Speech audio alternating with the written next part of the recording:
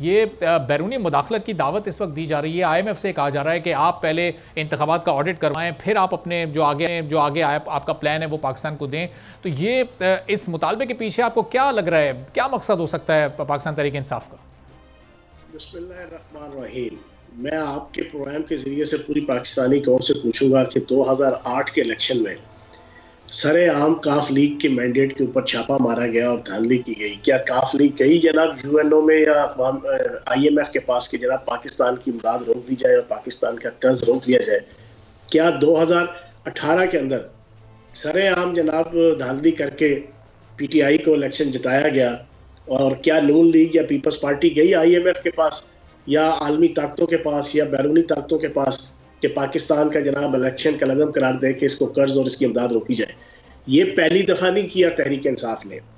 आज से 2 साल पहले जब IMF से मुआहिदा PDM की हुकूमत करने जा रही थी और इनके हाथों की लगाई हुई तहरीक इंसाफ की अपनी दांतों से खोलने लगी हुई थी, उस वक्त भी शौकत तरीन ने, मैं उन मीटिंग्स में बैठा हुआ था जिसमें ये जनाब सख्ती के साथ ऑर्डर करते थे जूम मीटिंग्स में बानी चेयरमैन तहरीक इंसाफ, और यही शौकत तरीन साहब ने फिर तैमूर झगड़ा को KPK के वज़ीर ख़जाना की हैसियत से और मोहसिन लुगारी को पंजाब के वज़ीर ख़जाना की हैसियत से ये इंस्ट्रक्शन दी थी कि आपने ख़त लिखना है और सरकारी तौर पे ख़त लिखना है कि जनाब हम एक सूबे के नुमाइंदे होने के नाते से IMF से मुतालबा कर रहे हैं कि वो रियासत पाकिस्तान को कर्ज भी ना दे और उससे मुआहिदा भी ना करे, चाहे मुल्क डूब जाए, चाहे मुल्क दिवालिया हो जाए, चाहे पाकिस्तान की आवाम महंगाई और बेरोजगारी की चुंगल में फंस के तबाह बर्बाद हो जाए।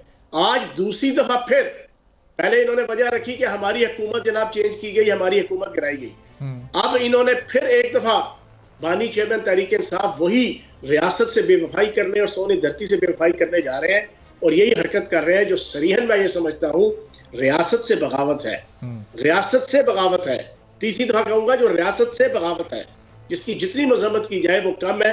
और मैं समझता हूँ कि पाकिस्तान की आवाम जो न्यूट्रल आवाम है, जो अगर इसको सपोर्ट भी करती थी, उन्हें समझ आना चाहिए कि बानी चेयरमैन तहरीक इंसाफ किस एजेंडे पे जो है वो है और क्या पाकिस्तान के साथ खिलवाड़ करना चाह रहा है। और फैज़ साहब, जो तरीकाकार इख्तियार किया जा रहा है, जिस तरह एक बैरूनी इदारे को मुल्क में मुदाखलत की दावत दी जा रही है, वो तो ज़ाहिर है उसकी हर शख्स मजम्मत करेगा, वो तो कोई उसके हिमायत में बात नहीं करेगा। लेकिन जो उनका मकसद है, जो उनका मुतालबा है कि ये इंतखाबात का मैंडेट चोरी हुआ है, इसमें धांधली हुई है, इसका ऑडिट करवाया जाए, आपको नहीं लगता कि अब हुकूमत बनने जा रही है तो हुकूमत में शामिल जमातों को खुद आगे आना चाहिए? वो कहें कि जी हम मैंडेट कराएंगे, हम इस निज़ाम का हिस्सा हैं, हमें निज़ाम चलाना है, तो इसी निज़ाम में रहते हुए इसका ऑडिट करवाया जाएगा। तो अभी तक सियासी जमातें इस हवाले से आगे नहीं आ रही।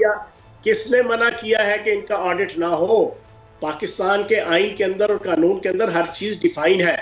और फिर मैं आपको एक चीज और बता दूं, प्रेसिडेंट गौहर से लेके और इनकी सारी क़यादत जो है सुबह शाम जो कवाली पड़ रही है ना, 180 सीटें जीत गए, 180 सीटें जीत गए, और जनाब टोटल 92 सीटें इनकी डिक्लेयर्ड है।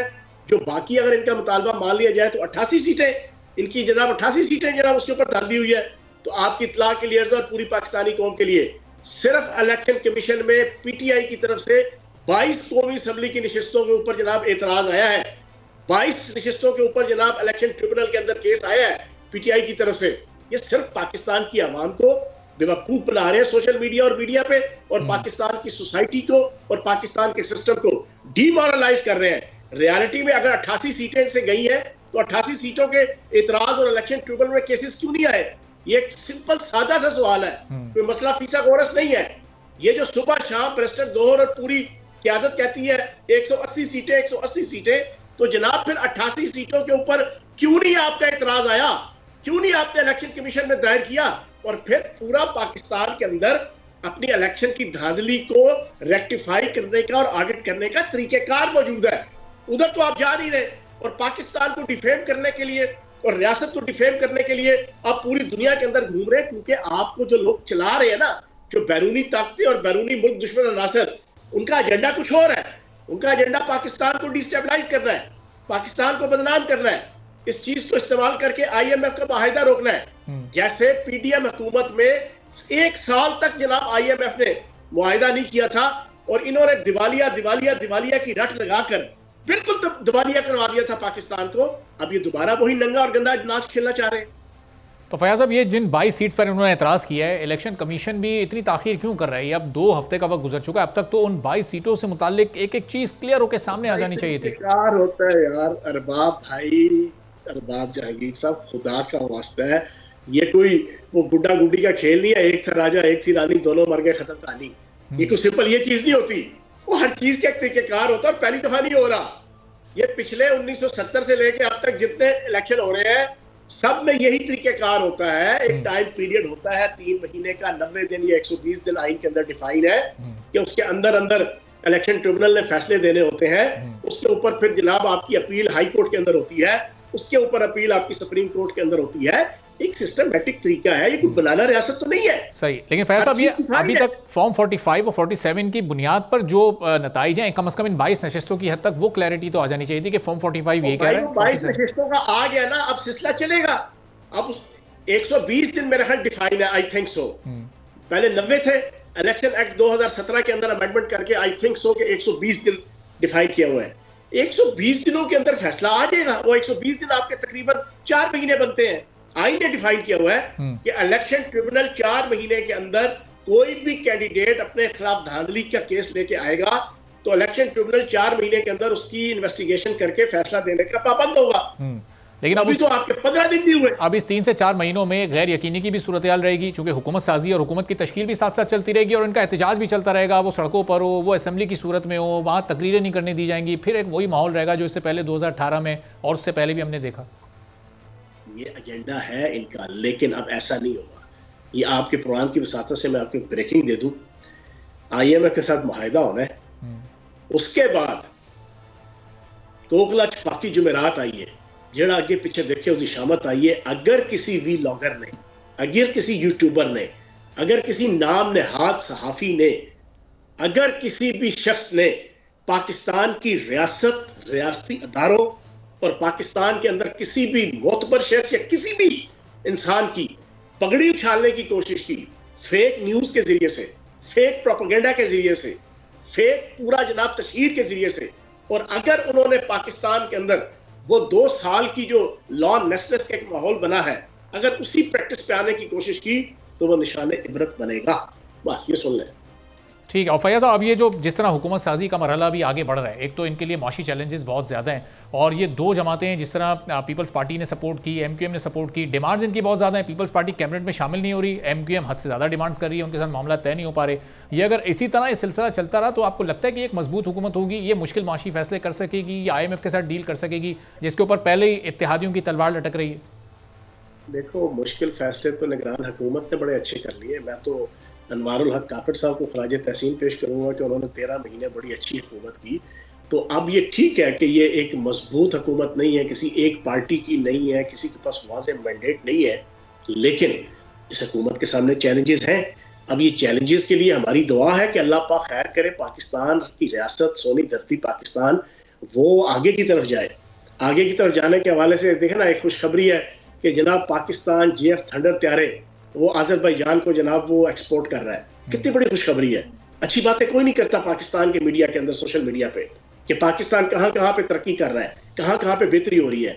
हमारी तो यही उम्मीद है कि जनाब शहबाज शरीफ साहब या कोई भी वजीर आला बनता है किसी सूबे का, वो कामयाब हो। मेरी ख्वाहिश है कि KPK के अंदर तहरीक इंसाफ कामयाब हो, वहाँ के लोगों को सुकून देने के लिए, रोजगार देने के लिए, वहाँ पे रूल ऑफ लॉ लाने के लिए, वहाँ पे आवाम की जिंदगियों में खुशहाली लाने के लिए।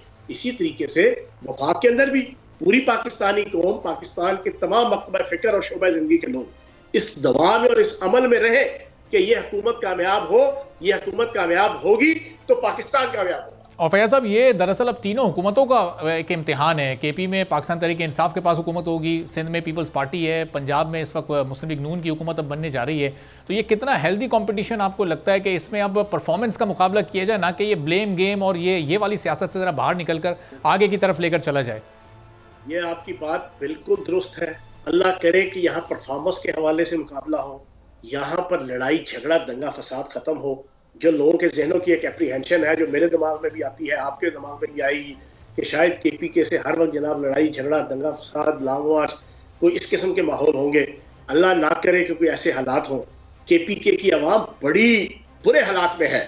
जब वो ठंडे होंगे ना, 2 साल से उनको बुर्ज खलीफा पे चढ़ाया हुआ है एहतजाज की, और जनाब अमेरिका से आज़ादी का जनाब नारा दे के जिस तरीके से पाकिस्तान की रियासत और रियासती इदारों के खिलाफ उनको एक नफरत के माहौल पे चढ़ाया गया है, जब वो ठंडे होंगे ना तो उन्हें पता चलेगा कि सूबे के हालात क्या है, सूबे के मामलात क्या है।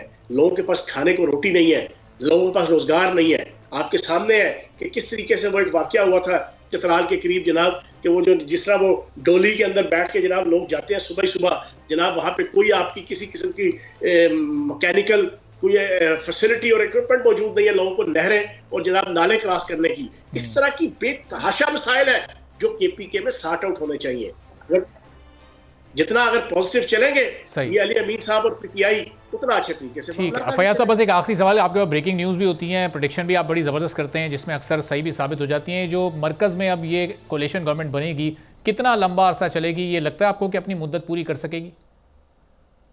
देखें, जब तक तो पॉजिटिवली चीज़ें चलेंगी नून लीग की तरफ से और शहबाज शरीफ साहब की तरफ से, ये पूरे 5 साल कंप्लीट करेंगे। और मैं आपको एक चीज़ बता दूं, शहबाज शरीफ साहब के पास ये कैपेबिलिटी और कैपेसिटी है कि वो एस्टेब्लिशमेंट के साथ और जितने उनके बाकी स्टेक होल्डर्स हैं उनके साथ वो पॉजिटिवली चलते हैं पूरे हम्बल और पोलाइट तरीके से। मुझे उम्मीद है कि वो 5 साल पूरा करेंगे। सब्सक्राइब करें और बेल दबाएं ताकि कोई खबर रह न जाए।